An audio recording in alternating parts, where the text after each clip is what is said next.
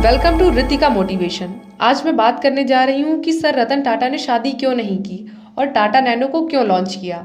Sir Ratan Tata को कौन नहीं जानता है। उनकी ईमानदारी, उनकी मेहनत और उनकी लॉयल्टी, वो हमेशा से ही लॉयल रहे हैं। उनको ना तो अपनी कंपनी का और ना ही अपने पैसों पर कुछ भी घमंड है। सर रतन टाटा जी की टीम में ज़्यादातर युवा ही हैं। उन्हीं युवा में से एक शांतनु नायडू भी हैं, जो कि सर रतन टाटा के जनरल मैनेजर हैं। अब कैसे सिर्फ 24 साल की उम्र में शांतनु नायडू रतन टाटा के जनरल मैनेजर बन गए। शांतनु नायडू जब 16 वर्ष के थे तब उन्होंने एक स्टार्टअप चलाया था, जो कि डॉग्स को एक्सीडेंट होने से बचाने के लिए था। जो डॉग्स रात में रोड पर निकलते थे और रात में दूर से आ रही गाड़ी को दिखाई नहीं देते थे और डॉग्स का एक्सीडेंट हो जाता था।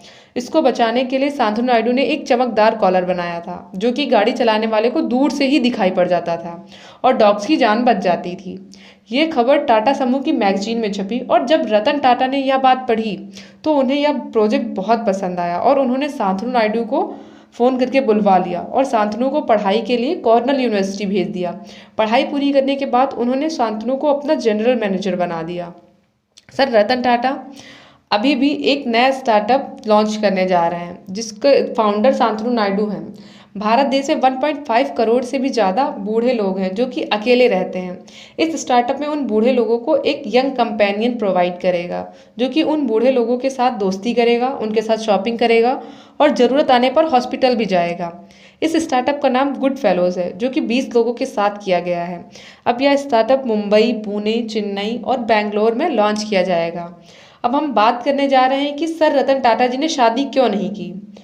सर रतन टाटा एक अमेरिकन लड़की से प्यार करते थे और वो शादी का मन भी बना लिया था। उसके बाद अचानक उनकी दादी की तबीयत खराब हो गई और वो इंडिया वापस आ गई। कुछ दिन बाद उन्होंने लड़की को फ़ोन करके कहा, इंडिया आ जाओ, यहीं पे दोनों शादी कर लेंगे और तुम्हें अपनी दादी से भी मिला दूंगा। लेकिन लड़की के पिता ने लड़की को नहीं भेजा, क्योंकि उस समय भारत और चीन के बीच युद्ध चल रहा था।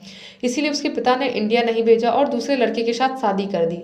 सर रतन टाटा को यह बात सुनकर बहुत दुख हुआ, जबकि सर रतन टाटा जुबान के बहुत पक्के थे। उन्होंने लड़की से कहा था कि मैं शादी करूंगा तो तुम ही से करूंगा, वरना नहीं करूंगा। इसी वजह से सर रतन टाटा जी ने शादी नहीं की। अब मैं बात करने जा रही हूँ सर रतन टाटा जी ने टाटा नैनो को क्यों लॉन्च किया और टाटा नैनो को सेल होने के बावजूद भी टाटा नैनो क्यों फेल हो गई। एक दिन सर रतन टाटा मीटिंग के लिए जा रहे थे। जब वह ट्रैफिक पर रुके तो उन्होंने देखा कि कुछ लोग 2 व्हीलर से 3 से 4 लोग बैठकर जा रहे थे। उसके बाद सर रतन टाटा ने सोचा कि क्यों ना हम 2 व्हीलर के प्राइस से ही 4 व्हीलर बनाएं। यही सोचकर उन्होंने टाटा नैनो को बनाया। उन्होंने सिर्फ 1 लाख रुपए में ही टाटा नैनो को बना दिया। उन्होंने सिर्फ मिडिल क्लास लोगों के लिए टाटा नैनो को बनाया और उसे लॉन्च किया। टाटा नैनो की इतनी सेल थी कि कंपनी उसका ऑर्डर पूरा नहीं कर पा रही थी। टाटा ने नैनो को इतना चलने के बाद भी क्यों बंद कर दिया? क्योंकि कुछ लोग उस गाड़ी को नौटंकिया समझ रहे थे और कुछ लोगों को अपने हिसाब से जम नहीं रही थी, क्योंकि इंडिया में लोगों को गाड़ी से ही उसकी इमेज दिखाई देती है। सर रतन टाटा की भावना को किसी ने समझा ही नहीं। उसके बाद गाड़ी में कमियां निकालने लगे। कहते हैं ना कि पॉजिटिविटी कभी नहीं फैलती जितनी निगेटिविटी फैलती है। यही कारण रहा कि टाटा नैनो को बंद करना पड़ा। सर रतन टाटा एक नेक दिल के इंसान हैं। वो हमेशा सभी का भला ही चाहते हैं। बस आज के लिए इतना ही। मिलते हैं नेक्स्ट वीडियो में एक अच्छा सा टॉपिक लेकर। अगर आपको सर रतन टाटा और मुकेश अंबानी में फ़र्क जानना है तो कमेंट करके बताइए और वीडियो को लाइक और चैनल को सब्सक्राइब करें। Thank you, thanks for watching.